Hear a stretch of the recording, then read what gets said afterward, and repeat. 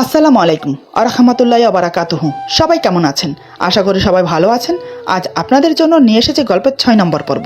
আশা করি গল্পটা আপনাদের ভালো লাগবে। তাহলে চলুন শুরু করা যাক। এদিকে রাহা আমার হাত শক্ত করে জড়িয়ে আছে। ডাক্তার আঙ্কেল যখন ওর হাতে ইনজেকশন মারতে উদ্যত হয়, তখনই হঠাৎ আমাকে আর ডাক্তার আঙ্কেলকে অবাক করে দিয়ে রাহা এমন জোরে চিৎকার দেয় যে আমাদের কানের পর্দা ফেটে যাবার অবস্থা।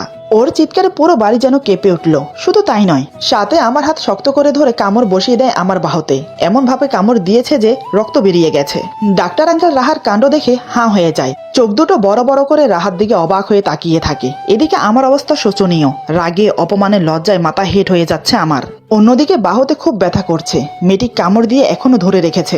কোনো রকম নিজেকে ছাড়িয়ে নিলাম। কিছু বলতেও পারছি না, কারণ ডাক্তার আঙ্কেল সামনে বসে আছে। জানি না উনি কি মনে করছেন। আমি কোনো রকম নিজেকে সামলিয়ে বললাম, আঙ্কেল আপনি ইনজেকশন দিন, আমি ওকে ধরছি। আমার কথা মতো ডাক্তার আঙ্কেল ইনজেকশন দিতে আবার উদ্যত হয়। এবার রাহা আমাদেরকে অবাক করে দিয়ে চিৎকার দিয়ে অজ্ঞান হয়ে যায়। এটা দেখে ডাক্তার আঙ্কেল ভেবাচাকা খেয়ে যায়। তিনি ভাবনায় পড়ে গেলেন, কি করে ইনজেকশন মারবে। এদিকে আমি হতবাক হয়ে তাকিয়ে আছি রাহার দিকে। আমি কি করব, কি করা উচিত সেটাই ভেবে পাচ্ছি না। ডাক্তার আঙ্কেল বলে, এখন কি হবে? বৌমা তো জ্ঞান হারালো। আমি বললাম, কিচ্ছু হবে না, অজ্ঞান হয়ে গেছে, ভালো হয়েছে। তা না হলে ইনজেকশন মারতে দিত না। আপনি এখন নিশ্চিন্তে ইনজেকশন মেরে দিন। আমার কথা শুনে ডাক্তার আঙ্কেল দেরি করলো না, রাহাকে ইনজেকশন দিয়ে দিল। সাথে আমার বাহুর ক্ষতস্থানে মেডিসিন লাগিয়ে ব্যান্ডেজ করে দিল। এদিকে রাহার চিৎকার শুনে মা উপরে এলো কি হয়েছে দেখার জন্য। এসে দেখে আমার এই অবস্থা। মা অবাক হয়ে বলে, কিরে তোর এখানে কি হলো আবার? আমি কিছু বলার আগে ডাক্তার আঙ্কেল বলে, তার আগে আমাকে এটা বলো ভাবি, এই বাচ্চা মেয়েটাকে কোথা থেকে নিয়ে আসছো? এটা তো পুরোই বাচ্চা। একটা ইনজেকশন দিতে যা কাণ্ড করলো তা দেখে তো আমি পুরোই শক। আমি আমার ক্যারিয়ারে এমন ভয় পেতে কাউকে দেখিনি। ডাক্তার আঙ্কেলের কথা শুনে মা অবাক হয়ে বলে, বাচ্চা মেয়ে মানে? বুঝলাম না, কি হয়েছে খুলে বলুন তো। আর তানবীরের বাহুতেই বা কি হয়েছে? ডাক্তার আঙ্কেল মুচকি হেসে বলে, তেমন কিছু না, আমাদের ছোট্ট বৌমা কামড়ে দিয়েছে আর ইনজেকশনের ভয়ে অজ্ঞান হয়ে গেছে। যাই হোক, ইনজেকশন দেওয়া হয়ে গেছে, এখন আর ভয়ের কোনো কারণ নেই। মা অবাক হয়ে বলে, কিন্তু জ্ঞান হারিয়েছে যে, কোনো সমস্যা হবে না তো? ডাক্তার আঙ্কেল বলে, ও কিছু হবে না, ভয় পেয়ে অজ্ঞান হয়ে গেছে, কিছুক্ষণের মধ্যে জ্ঞান ফিরে আসবে। তখন এক গ্লাস গরম দুধ খাইয়ে দিও, ব্যাস সব ঠিক হয়ে যাবে। তাহলে আমি এখন আসি। মা বলে, সে কি, নাস্তা না করে চলে যাবেন নাকি? নিচে চলুন, আপনার বন্ধু অপেক্ষা করছে আপনার জন্য। এই বলে মা ডাক্তার আঙ্কেলকে নিয়ে চলে গেল। আমি রাহার দিকে এক নজর তাকিয়ে চলে গেলাম টি শার্ট চেঞ্জ করতে, কারণ টি শার্টে রক্ত লেগে আছে। মেয়েটা যে মাঝে মাঝে কি করে সেটাই ভেবে পাই না। আগে জানতাম অন্ধকারে ভয় পায়, এখন দেখছি ইনজেকশনও ভয় পায়। জানি না আর কিসে কিসে ভয় পায়। একবার অন্ধকারে ভয় পেয়ে বুকে নখ ফুটিয়ে দাগ করে দিয়েছে, এখন ইনজেকশনের ভয়ে বাহুতে কামড়ে দাঁতের দাগ বসিয়ে দিয়েছে। জানি না আর কি কি করবে সামনে। ওকে দেখলে মনে হয় অনেক বড় হয়ে গেছে, কিন্তু স্বভাব চরিত্র একদম বাচ্চাদের মতো। একটু থেকে একটু কিছু হলেই বাচ্চাদের মতো কান্নাকাটি করে। জানি না এটাকে নিয়ে কিভাবে সারা জীবন সংসার করব আমি। টি শার্ট চেঞ্জ করতে করতে কথাগুলো ভাবলাম। একটু চোখে মুখে পানি দিয়ে আবার রাহার পাশে এসে বসলাম। মেয়েটি এখনো অজ্ঞান হয়ে পড়ে আছে। হঠাৎ চোখে পড়লো ওর ঠোঁটের চারিপাশে রক্ত লেগে আছে। আমাকে কামড়ানোর সময় হয়তো লেগে গেছে। এটা দেখে মনের অজান্তে হেসে উঠলাম। হাসির কারণ হলো ওকে দেখতে কোনো রাক্ষসের থেকে কম লাগছে না। ছোট্ট একটা রুমাল ভিজিয়ে এনে ঠোঁটের চারিপাশে মুছে দিলাম। কিছুক্ষণ অপলক দৃষ্টিতে ওর দিকে তাকিয়ে রইলাম। কেন জানি না মাঝে মাঝে ওর দিকে তাকিয়ে মায়ায় পড়ে যাই। কেমন একটা টান ঘিরে ধরে আমাকে, একটা ঘোরের মধ্যে চলে যাই। আবার যখন স্বাভাবিকে ফিরে আসি তখন ওকে মেনে নিতে দ্বিধাবোধ হয়। কেন এমন হয় সেটা নিজেও জানি না। আমি জানি আমার প্রতি অনেক অভিমান জমিয়ে রেখেছে ওর মনে, কারণ আমি ওকে মেনে নেইনি, তাই অজান্তায় আমি ওর মাথায় হাত বুলিয়ে দিচ্ছি। এভাবে প্রায় অনেকক্ষণ কেটে গেল। রাহা অজ্ঞান হয়ে পড়েছিল। সন্ধ্যার দিকে ওর জ্ঞান ফিরল। এতক্ষণ জ্ঞান না ফেরাতে মা, বাবা, আমি তিনজনে খুব টেনশনে ছিলাম। দাদু তো কয়েকবার এসে দেখে গেল। ওর জ্ঞান ফেরাতে আমরা যেন একটা স্বস্তির নিঃশ্বাস ফেললাম। মা রাহার জন্য এক গ্লাস গরম দুধ নিয়ে এলো। মায়ের হাতে দুধের গ্লাস দেখে আবার শুরু হয়ে গেল রাহা। সে বলে, আমি দুধ খাবো না। আমি চোখ রাঙিয়ে বললাম, কোনো কথা না বলে চুপচাপ খেয়ে নাও দুধ। তাতেই কাজ হলো, চুপচাপ দুধ খেয়ে নিল। রাহা এখনো আমার বাহুর ব্যান্ডেজ দেখেনি, এমনকি ওর মনেও নেই সে যে আমাকে কামড়ে দিয়েছে। সবাই কিছুক্ষণ ওর পাশে বসে একে একে বেরিয়ে গেল। সামান্য একটা তারকাটা ফুটেছে পায়ে, সিম্পল একটা ইনজেকশন মারবে যাতে পায়ে কোনো ইনফেকশন না হয়। সামান্য এই ব্যাপার নিয়ে এত বড় কাণ্ড করলো যেন মনে হচ্ছে বড় কোনো দুর্ঘটনা ঘটেছে। বিকেল থেকে এই পর্যন্ত একটা প্যারার মধ্যে গিয়েছি আমি। এতক্ষণ মা, বাবা, দাদুর জন্য কিছু বলতে পারছিলাম না ওকে। এবার যখন সবাই চলে গেল সুযোগ পেয়ে গেলাম, আমি ওর পাশে গিয়ে বসলাম। আমাকে ওর পাশে বসতে দেখে রাহা গুটিসুটি মেরে বসে। আমি বললাম, এবার বলো তখন ডাক্তার আঙ্কেলের সামনে এমন করলে কেন? এমন জোরে কেউ চিৎকার দেয়? তোমার চিৎকারে কানের পর্দা ফেটে যাওয়ার উপক্রম হয়েছিল। চিৎকার দিয়েছো ভয়ে, এটা না হয় মানলাম, কিন্তু তারপরে কি করেছো মনে আছে? রাহা চুপচাপ মাথা নিচু করে বসে আছে, কোনো কথা বলছে না। আমি বললাম, আবার চিৎকার দিয়ে আমাকে কামড়ে দিয়েছো, কামড়িয়ে একদম রক্ত বের করে ফেলেছো। শুধু তাই নয়, আবার অজ্ঞানও হয়ে গেছো। আচ্ছা একটা কথা বলো তো, তুমি কি ছোট বাচ্চা? সিম্পল একটা ইনজেকশন নিয়ে এত কাণ্ড করলে? ডাক্তার আঙ্কেল কি মনে করেছে বলো তো? তোমার এসবের কারণে লজ্জায় আমার মাথা হেট হয়ে গিয়েছিল, রাগও উঠেছিল প্রচুর। তখন ইচ্ছে করছিল কষে একটা থাপ্পড় মারি তোমাকে, শুধু ডাক্তার আঙ্কেল ছিল বলে কিছু করতে পারিনি। আমার কথা শুনতে শুনতে রাহার চোখে পানি চলে এলো। সে কান্না করছে। রাহা কান্না জড়িত গলায় বলে, সরি। আমি বললাম, এই তোমার নেকা কান্না বন্ধ করো তো, কিছু বলতে পারি না, অমনি কান্না শুরু করে দাও, যত সব। এই বলে আমি উঠে বারান্দায় চলে গেলাম। এভাবে দেখতে দেখতে রাতের খাবারের সময় হয়ে গেল। রাতে খাওয়া দাওয়া করে এসে শুয়ে পড়লাম। রাহা আমার অপর পাশে শুয়ে আছে, মাঝখানে বালিশ দেওয়া। আমি কোনো কথা না বলে ঘুমানোর চেষ্টা করলাম, কারণ সকালে আমাকে অফিসে যেতে হবে তাই। একসময় ঘুমিয়ে পড়লাম। এদিকে রাহা ঘুমায়নি, সে আমার ঘুমানোর জন্য অপেক্ষা করছে। আমার চোখে ঘুম নেমে আসতেই সে উঠে আসে আমার পাশে। আসলে সে আমার হাতের ক্ষতটা দেখতে চাইছে, টি শার্ট পরে থাকার কারণে দেখতে পারেনি, আর আমিও দেখাইনি। দেখার জন্য আমাকে বলবে, সেটা সে সাহস করে উঠতে পারেনি। তাই সে ভেবে নেয় আমি ঘুমিয়ে গেলে চুপি চুপি দেখবে। প্রথমে সে আমার পাশে বসে আমার মাথায় হাত বুলিয়ে দেয়, আমার দিকে মায়া ভরা দৃষ্টি নিয়ে তাকিয়ে থাকে অনেকক্ষণ ধরে। রুমে লাইট না জ্বললেও ডিম লাইট জ্বলছে, তার আলোতে সে আমাকে মন ভরে দেখছে। তারপরে সে ধীরে ধীরে টি শার্টের হাতা উপরে তুলতেই ক্ষত স্থানে ব্যান্ডেজ দেখতে পায়। এটা দেখে ওর খুব খারাপ লাগে, বারবার না চাইতেও আমাকে আঘাত দিয়ে ফেলে। কেন যে এমন হয় সেটা সে নিজেও জানে না। ক্ষত স্থানে হাত বুলাতে বুলাতে রাহা কান্না করে দেয়। আমি তখন ঘুমে মগ্ন, তাই তার কান্নার শব্দ আমার কানে পৌঁছালেও আমি বুঝতে পারছি না। কিন্তু হঠাৎ করে যখন ওর চোখের পানি আমার ঘাড়ে ও গলায় পড়ে, তখন আমার ঘুম ভেঙে যায়। ঘুম ভাঙতেই রাহাকে আমার ক্ষত স্থানে হাত বুলিয়ে কান্না করতে দেখে কেমন যেন কষ্ট হচ্ছে আমার। খুব খারাপ লাগছে। মেয়েটা তো ইচ্ছে করে করেনি, ভুলবশত হয়ে গেছে। কিন্তু আমি সেটা না বুঝে কতগুলো কথা শোনালাম। এমনটা করা একদম উচিত হয়নি। আমি না চাইতেও ওর মাথায় হাত বুলিয়ে বললাম, এই তুমি কান্না করছো কেন? আমার ঘুম ভেঙে গিয়েছে দেখে এবং আমাকে কথা বলতে দেখে রাহা আতকে উঠে সরে যায়। আসলে ও ভাবতে পারেনি আমি জেগে যাব। এবার আমি উঠে বসলাম, পাশে থাকা ল্যাম্পলাইট জ্বালিয়ে দিলাম। রাহা আমার ভয়ে চোখের পানি মুছে চুপচাপ বসে আছে। বুঝতে পারলাম সে ভয় পাচ্ছে, কিন্তু কেন? আমি তো ভয় পাওয়ার মতো কিছু করিনি বা বলিনি। তাহলে আমি বললাম, রাহা তুমি এত রাতে এখানে কি করছো, আর কান্না করছো কেন? কি হয়েছে? আমার কথা শুনে রাহা বলে, কই কিছু না তো। এই বলে উঠে যেতে চাইলে আমি ওর হাত ধরে আবার বসিয়ে দেই। রাহা চুপচাপ বসে পড়ে মাথা নিচু করে আছে। আমি বললাম, রাহা আমার দিকে তাকাও। রাহা আমার দিকে না তাকিয়ে চুপচাপ মাথা নিচু করে বসে আছে। আমি বললাম, কি হলো, আমার দিকে তাকাও। আমার কথা শুনে সে এবার অশ্রুভেজা নয়ন নিয়ে আমার দিকে তাকালো। আমি ওর চোখে চোখ রেখে বললাম, কি হয়েছে? এত রাতে তুমি এখানে বসে কান্না করছো কেন? আমার ব্যবহারে তুমি কষ্ট পেয়েছো তাই না? আসলে আমার উচিত হয়নি তোমাকে এমন করে কথাগুলো বলার। আমার খারাপ ব্যবহারের জন্য সরি। প্লিজ কান্না বন্ধ করো। আমার কথা শুনে কান্না বন্ধ করার বদলে আরো জোরে কান্না করে দিল। আমার বুকে মাথা ঠেকিয়ে আমার টি শার্ট খামচে ধরে কান্না করছে। এমনিতে ওর কান্না আমার সহ হয় না, তার উপর আমার বুকে মাথা রেখে কান্না করছে। এমনও তো অবস্থায় কি করে নিজেকে ধরে রাখি।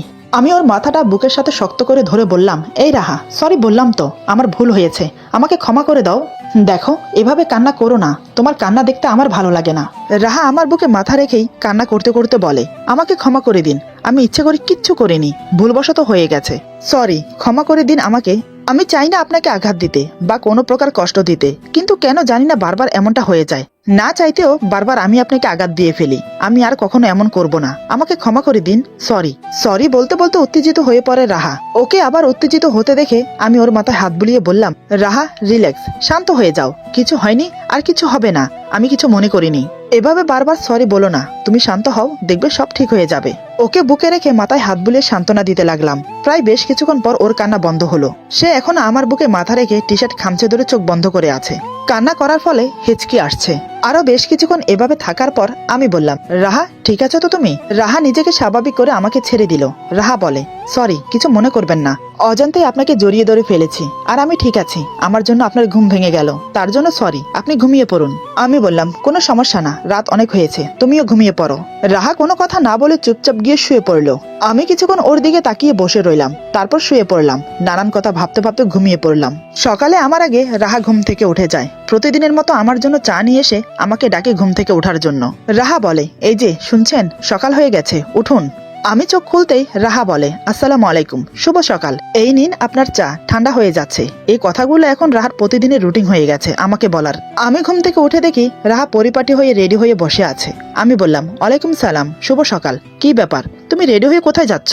রাহা বলে, ও মা, আপনার মনে নেই আজ থেকে তো আমার কলেজে যাওয়ার কথা। আমি বললাম, মনে আছে, কিন্তু এই অবস্থাতে কলেজে যাওয়ার কোনো দরকার নেই, পায়ের ক্ষত ভালো হোক তারপরে যাও। রাহা বলে, এই সামান্য ক্ষতর জন্য কলেজে যাব না, এই কেমন কথা, আমি যেতে পারবো, কোনো সমস্যা হবে না। আমি বললাম, ক্ষত স্থানে ধুলোবালি লাগলে ইনফেকশন হয়ে যাবে, তাই বলছি যেতে হবে না। রাহা বলে, পায়ে তো ব্যান্ডেজ করা, তাই ধুলোবালি লাগার কোনো সম্ভাবনা নেই। আমি বললাম, তুমি বেশি কথা বলো, আমি বলছি তুমি কলেজে যাবে না তো ব্যাস, যাবে না। রাহা বলে, কোথায়, ভাবলাম অনেকদিন পর কলেজে যাব, কলেজের বান্ধবীদের সাথে দেখা হবে, সবাই মিলে গল্প করব, আড্ডা দেব, খুব সুন্দর করে সময়টা কাটবে, কিন্তু এখন কি হলো, সবকিছু উল্টো হয়ে গেল। আমি বললাম, চিন্তা করছো কেন, 2-4 দিন একটু রেস্ট নিলে কি হয়, সময় না কাটলে বই পড়ো, আমার এখানে অনেক বই আছে, যেটা ভালো লাগে পড়তে পারো, সময়ও কাটবে, অনেক কিছু শিখতেও পারবে, যেটা শেখা তোমার খুব প্রয়োজন। আমার কথা শুনে রাহা বিড়বিড় করে বলে, শিখতে শিখতে এত বড় হয়েছি, এখনো নাকি আমার শেখার বাকি আছে, আমি কি ছোট বাচ্চা নাকি যে এখনো আমাকে শিখতে হবে? রাহা কথাগুলো একটু জোরেই বলে, যেটা আমি স্পষ্ট শুনতে পাই। আমি বললাম, মানুষ বড় হয়ে গেলেও অনেক কিছু শেখার থাকে, একটা কথা মনে রাখবে, মানুষের শেখার কোনো অন্ত নেই। এই বলে ফ্রেশ হতে চলে গেলাম। আমার কথা শুনে রাহা অবাক হয়ে আমার চলে যাওয়ার দিকে তাকিয়ে আছে। আমি কি বলে গেলাম সেটা ওর মাথার উপর দিয়ে গেল, কিছুই বুঝতে পারছে না। রাহা মাথা চুলকিয়ে বলে, কি বলে গেল, কোনো কিছুই তো বুঝতে পারলাম না। রাহার ভাবনা শেষ না হতেই আমি ফ্রেশ হয়ে বেরিয়ে এলাম। রাহাকে অমন ভাবে দাঁড়িয়ে থাকতে দেখে আমি বললাম, কি ব্যাপার, তুমি এখনো এভাবে দাঁড়িয়ে আছো কেন? দাঁড়িয়ে দাঁড়িয়ে আনমনা হয়ে কি এমন ভাবছো, তার চেয়ে বরং বসে বসে ভাবো, যদি তোমার মাথাটা খোলে। আমার কথা শুনে রাহা রাগিত দৃষ্টি নিয়ে আমার দিকে তাকালো। সে কটমট রাগ দেখিয়ে আমাকে বলে, আচ্ছা আপনি এমন কেন, আপনি আমাকে স্ত্রীর অধিকার দেন না, অথচ আমার সব ব্যাপারে অধিকার খাটান, যেটা আমি করতে চাই না সেটা আমাকে করতে বাধ্য করেন আপনি। কলেজে যেতে চাইলাম, সেটা তো আপনি বাধা দিলেন, আমাকে পছন্দ করেন না, আমাকে স্ত্রী হিসেবে মানেন না, আমার সাথে ভালো করে কথা বলেন না, তাহলে আমার উপর কিসের অধিকার খাটান, কিসের ভিত্তিতে আমি আপনার কথা মেনে চলবো বলুন তো? আমি বললাম, তুমি আমার কথা মেনে চলতে বাধ্য, কারণ আমি তোমার স্বামী। আমি তোমাকে স্ত্রীর অধিকার না দিলেও তুমি কিন্তু আমাকে স্বামীর অধিকার দিয়েছ, সেই অধিকারে আমি তোমার সব ব্যাপারে নাক গলাই। আমি তোমাকে স্ত্রীর অধিকার না দিলেও তোমার ভালো মন্দ দেখার এবং তোমাকে আগলে রাখার সম্পূর্ণ দায়িত্ব আমার। আচ্ছা তুমি আমাকে একটা কথা বলো তো, স্বামী স্ত্রীর সম্পর্ক কি শুধু শারীরিক সম্পর্কতেই কি বজায় থাকে? শারীরিক সম্পর্ক করলেই কি তারা স্বামী স্ত্রী? আমার কথা শুনে রাহা লজ্জায় মাথা নিচু করে নিল। মাথা নিচু রেখে রাহা বলে, আপনি কি কথার মাঝে কি কথা টেনে আনছেন, আমি কি একবারও সেই কথা বলেছি? আমি বললাম, তোমার আমার মাঝে সেটা ছাড়া তো আর সবকিছু স্বাভাবিক, তুমি আমার টেক কেয়ার করছো, আমি তোমার টেক কেয়ার করছি, তোমার ভালো মন্দ সবকিছুর খেয়াল রাখছি, রাতে একই বিছানায় দুজন ঘুমোচ্ছি, শুধু আমাদের মাঝে থেকে গেল শারীরিক সম্পর্কটা, যেটা এখনো আমাদের মাঝে হয়নি। রাহা বলে, কি আবল তাবল কথা বলছেন, স্বামী স্ত্রীর মাঝে শারীরিক সম্পর্ক ছাড়াও আরো অনেক কিছু থাকে, যেটা আমাদের দুজনের মাঝে নেই। স্বামী তার স্ত্রীর দেখভালের দায়িত্ব, ভরণ পোষণের দায়িত্ব পালন করলে দায়িত্ব শেষ হয়ে যায় না, এমনকি শারীরিক সম্পর্কে জড়িত থাকলেও স্ত্রীর প্রতি স্বামীর দায়িত্ব শেষ হয়ে যায় না। স্বামী স্ত্রীর মাঝে একটা মধুর সম্পর্ক থাকা খুবই জরুরি। স্বামী স্ত্রী একে অপরকে ভালোবাসবে, তাদের মাঝে একটা গভীর বন্ধুত্ব থাকবে, স্বামী তার স্ত্রীর সাথে রোমান্টিক সময় কাটাবে, একে অপরকে চোখে হারাবে, স্বামী তার স্ত্রীকে মন খুলে ভালোবাসবে, এমন হওয়া উচিত স্বামী স্ত্রীর সম্পর্ক, কিন্তু আমাদের মাঝে তেমন কোনো সম্পর্কই নেই। আমি বললাম, এমনটা হওয়ার কারণ তুমি নিশ্চয়ই জানো। তোমার আমার কথা শেষ হতে দিল না, তার আগে রাহা বলে, ব্যাস ব্যাস, আমাকে আর স্মরণ করিয়ে দিতে হবে না, কেন যে বারবার ভুলে যাই, কেন যে বারবার ছুটে আসি নিজের অধিকার পাওয়ার জন্য, আমি জানি না।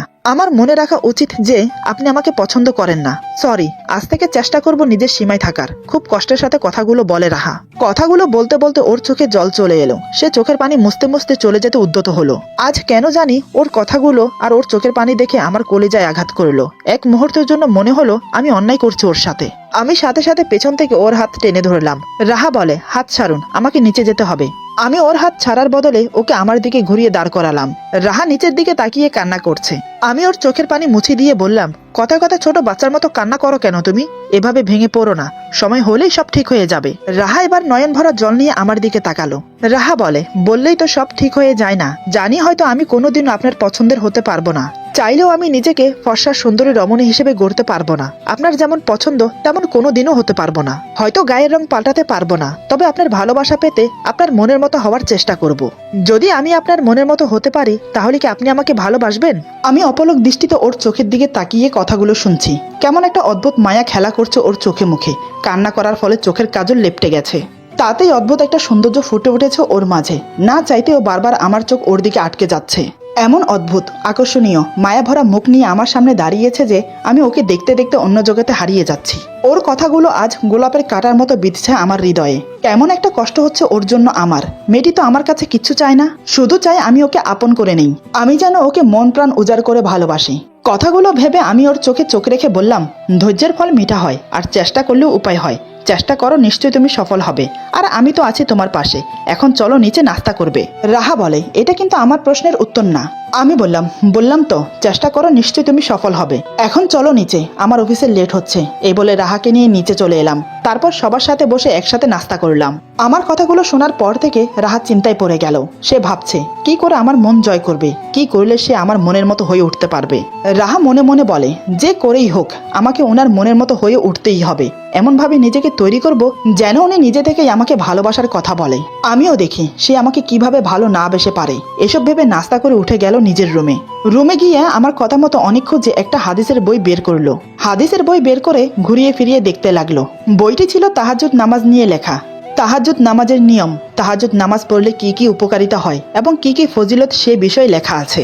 বইটা দেখে রাহার কৌতূহল হলো জানার। আসলে সে তাহাজ্জুদ নামাজের কথা শুনেছে, কিন্তু তার ফজিলতের কথা, কিভাবে পড়তে হয়, পড়লে কি কি ফজিলত আছে সেই ব্যাপারে কিছুই জানে না। তাই সে খাটে হেলান দিয়ে আরাম করে বসে বইটা মনোযোগ দিয়ে পড়তে লাগলো। প্রথম বইটা পড়তে অমনোযোগী হলেও পরে পরে মনোযোগ ও আগ্রহ বেড়ে গেল। একসময় বইটা পড়ে শেষ করে মনে মনে খুশি হতে লাগলো। একদিকে আবার ভাবনায় পড়ে গেল, কারণ তাহাজ্জুদ নামাজ রাত 12টার পর থেকে শুরু হয়। 2-2:30টার দিকে তাহাজ্জুদ নামাজ পড়লে সবচেয়ে বেশি ভালো, কারণ তখন মধ্যরাত। তাহাজ্জুদ নামাজ মধ্যরাতে পড়লেই সবচেয়ে উত্তম। রাহা মনে মনে বলে, এখন কি হবে? আমি তো খুব ঘুমকাতরে, রাত 2-2:30 বাজে উঠবো কি করে? কিন্তু আমাকে যে নামাজটা পড়তেই হবে। এই নামাজ নিয়মিত পড়লে আল্লাহ তাআলা বান্দার মনের বাসনা পূরণ করে। সে মনে মনে ডিসাইড করে নিল, আজ থেকে সে তাহাজ্জুদ নামাজ পড়বে। তার জন্য যদি তাকে রাত জাগতে হয় তাহলেও সে জাগবে। এইভাবে বই পড়ে মায়ের সাথে গল্প করে সারাদিন কাটালো। আমি অফিস থেকে ফিরলাম সন্ধ্যার দিকে। তখন রাহা মায়ের পাশে বসেছিল। আমাকে দেখার সাথে সাথে রুমে চলে গেল। এটা দেখে মা আমার দিকে তাকিয়ে মুচকি হাসে। জানি না মা কি মনে করে হাসছে, কিন্তু মায়ের মুখে হাসি দেখে আমার কেমন জানি লজ্জা লাগছিল। রাহা হঠাৎ আমাকে দেখে উপরে চলে গেল কেন সেটাই বুঝতে পারছি না। আমি মাকে সালাম দিয়ে কিছু না বলে চুপচাপ উপরে চলে গেলাম। রুমে এসে দেখি রাহা খাটে বসে আছে। আমাকে রুমে প্রবেশ করতে দেখে দাঁড়িয়ে আমাকে সালাম দিল। আমি সালামের উত্তর দিতে দিতে হাতের ঘড়ি খুলতে লাগলাম। আমি বললাম, কি ব্যাপার, তুমি হঠাৎ আমাকে দেখে এভাবে উপরে চলে এলে কেন? রাহা বলে, কই কিছু না তো, এমনি চলে এসেছি। আমি আর কিছু জিজ্ঞেস না করে ওয়াশরুমে চলে গেলাম ফ্রেশ হতে। কিছুক্ষণ পর ফ্রেশ হয়ে বেরিয়ে দেখি রাহা ঠিক আগের জায়গায় বসে আছে। আবার আমাকে দেখার সাথে সাথে উঠে দাঁড়ালো। ব্যাপার কি, আজ হঠাৎ এমন করছে কেন? আমাকে দেখার সাথে সাথে বসার থেকে উঠে দাঁড়াচ্ছে। ওর আবার কি হলো? হঠাৎ রাহা বলে, কফি খাবেন? কফির কথা শুনে আমি ভ্রু কুঁচকে ওর দিকে তাকালাম। কফি খাবো কিনা সেটা জিজ্ঞেস করার জন্য এমন করছে, নাকি মনে মনে অন্য কোনো অভিসন্ধি আছে? আমাকে অমন করে তাকিয়ে থাকতে দেখে রাহা বলে, কি হলো, আপনার জন্য কফি বানিয়ে নিয়ে আসবো? আমি বললাম, হ্যাঁ নিয়ে আসো। আমার কথা শুনে সে সোজা চলে গেল কফি আনতে। আজ ওর ব্যবহারে অন্যরকম কিছু ফিল করছি। ওকে দেখে মনে হচ্ছে আমার প্রতি ওর কোনো অভিমানই নেই। কেমন যেন একটা নিজেকে পরিবর্তন করে ফেলেছে। বুঝতে পারছি না কি থেকে কি হচ্ছে। আমি ভাবনায় ডুবে রইলাম রাহাকে নিয়ে। বেশ কিছুক্ষণ পর রাহা এলো 2 কাপ কফি নিয়ে। এসে দেখে আমি বারান্দায় দাঁড়িয়ে বাইরের দিকে তাকিয়ে আছি। রাহা কফি নিয়ে বারান্দায় চলে এলো। আমাকে 1 কাপ দিয়ে অন্য কাপ নিয়ে আমার পাশে দাঁড়ালো। রাহা কফি খেতে খেতে মনে মনে ভাবছে, তাহাজ্জুদ নামাজের কথা ওনাকে বলবো? আবার কি মনে হতেই মনে মনে বলে, না থাক, বললে আবার কি না কি মনে করে। আমি বললাম, কি ব্যাপার, কি এত ভাবছো, কিছু কি বলবে? রাহা বলে, না। আমিও আর কিছু না বলে চুপচাপ কফি খেতে লাগলাম। রাহা আমার পাশে দাঁড়িয়ে দাঁড়িয়ে কফি খাচ্ছে, কিন্তু কিছু বলছে না। একসময় এভাবে রাত হয়ে গেল। রাতের খাবার খেয়ে রুমে এলাম। আমি রুমে এসেছি অনেকক্ষণ হয়ে গেল, কিন্তু রাহা এখনো আসেনি। এতক্ষণ ধরে কি করছে মেয়েটা? নাকি মা বাবার সাথে বসে বসে গল্প করছে, কে জানে। কিন্তু আমার ঘুম পাচ্ছে, তাই আমি আমার মতো করে শুয়ে পড়লাম। একসময় ঘুমিয়ে পড়ি। রাহা কখন রুমে এসেছে বলতে পারি না। আসলে সে আমি ঘুমানোর জন্যই অপেক্ষা করছিল। সে মনে মনে ভেবে নিয়েছে আজ তাহাজ্জুদ নামাজ পড়বে। ঘুমিয়ে গেলে মাঝরাতে কখনোই উঠতে পারবে না, তাই জেগে থাকবে, এই ভেবে রুমে এসেছে দেরি করে। রুমে এসে যখন দেখলো আমি ঘুমিয়ে পড়েছি, তখন সে হাঁপ ছেড়ে বাঁচলো। ঘড়ির দিকে তাকিয়ে দেখলো এখনো অনেক সময়, একা একা বসে সময় কাটবে না, তাই সে একটা বই নিয়ে বসলো। প্রায় আধা ঘন্টা পর্যন্ত বইটা পড়লো, কিন্তু এখন আর পারছে না, কারণ ওর খুব ঘুম পাচ্ছে। তাই সে বইটা বন্ধ করে চোখে মুখে পানি দিয়ে পায়চারি করতে লাগলো। কিছুক্ষণ বই পড়ে কিছুক্ষণ পায়চারি করে সময় কাটালো। এখন রাত 2টো বাজে। এখনই মোক্ষম সময় নামাজটা পড়ার। কাপড় চেঞ্জ করে নামাজের উজু করে এসে জায়নামাজে দাঁড়ালো। খুবই মনোযোগ দিয়ে নামাজ পড়তে শুরু করলো, কিন্তু বেশিক্ষণ টিকতে পারলো না। 2 রাকাত নামাজ পড়ে যখন আত্তাহিয়াতু পড়তে লাগলো, ঠিক তখনই চোখে অবিরাম ঘুম নেমে এলো। ঘুমের জন্য চোখ মিলতেই পারছে না। চোখ বন্ধ করে আত্তাহিয়াতু পড়তে পড়তে হঠাৎ মাথা ঠুকে গেল টি টেবিলের সাথে। তাতেই হলো বিপত্তি। টি টেবিলের সাথে ধাক্কা খাওয়াতে টি টেবিলের উপর থাকা পানি গ্লাসটা পড়ে গেল। সেই শব্দে আমার ঘুম ভেঙে গেল। আমি চট করে উঠে বসলাম কি হয়েছে দেখার জন্য। দেখে রাহা জায়নামাজে বসে ঝিমাচ্ছে। এটা দেখে বেশ অবাক হলাম। মনে জেগে উঠলো নানান প্রশ্ন, কিন্তু এখন কিছু জিজ্ঞেস করা ঠিক হবে না। তাই আমি উঠে গিয়ে ওকে ধরে বিছানায় শুইয়ে দিতে গেলেই সে আমাকে জড়িয়ে ধরে ফেলে। আমিও টাল সামালতে না পারে ওকে নিয়ে বিছানায় শুয়ে পড়ি। রাহা তৎক্ষণাৎ আমার বুকে মুখ গুজে এক হাতে আমার টি শার্ট খামছে ধরে অন্য হাতে আমাকে জড়িয়ে ধরে। আমি আর পারলাম না নিজেকে ধরে রাখতে। এত কাছে ওকে পেয়ে মনকে আর বেঁধে রাখতে পারলাম না। আমি ওকে শক্ত করে জড়িয়ে ধরে বুকের সাথে মাথায় হাত বুলিয়ে কপালে আলতো করে একটা চুমো এঁকে দিলাম। বন্ধ চোখের পাতায় চুমো খেলাম। ওর নাকে নাক ঘেঁষে 2 গালে চুমো খেলাম। অদ্ভুত একটা শিহরণ খেলে গেল পুরো শরীর জুড়ে। ওর গোলাপি ঠোঁটে নিজের ঠোঁট মিশিয়ে দিতেই নিমেষে শরীরের রন্ধ্রে রন্ধ্রে অনুভূতি ছেয়ে গেল আমার। আমি ওর ঠোঁট আবদ্ধ করলাম আমার 2 ঠোঁটের মাঝে। আজ আর ওকে নিজে থেকে আলাদা করলাম না। এভাবেই ঘুমিয়ে পড়ি ওকে নিয়ে। পরে কি হয়েছে তা আর বলতে পারবো না। রাহা কি সারা রাত আমার বুকে ছিল নাকি আলাদা হয়ে গেছে তা আমি জানি না। সকালে আমার আগে রাহার ঘুম ভাঙে। শরীরের আড়মোড়া ভেঙে চোখ খুলে সামনের দৃশ্য দেখে রাহার হোঁশ উড়ে যায়। হঠাৎ সে আমার সাথে যা করলো তাতে আমি জ্ঞান শূন্য হয়ে পড়ি। চোখের ঘুম নিমেষে উধাও হয়ে যায়। বুঝতে পারছি না কি হয়েছে, কেন এমন করছে, আর আমিই বা কি করলাম। এরপর যা হলো। আজকের গল্প এখানে সমাপ্ত। গল্পের বাকি অংশ পেয়ে যাবেন আগামী পর্বে। আশা করি গল্পটা আপনাদের ভালো লাগবে। তাহলে বন্ধুদের সাথে বেশি বেশি করে শেয়ার করুন। সবাই ভালো থাকুন। আল্লাহ হাফেজ।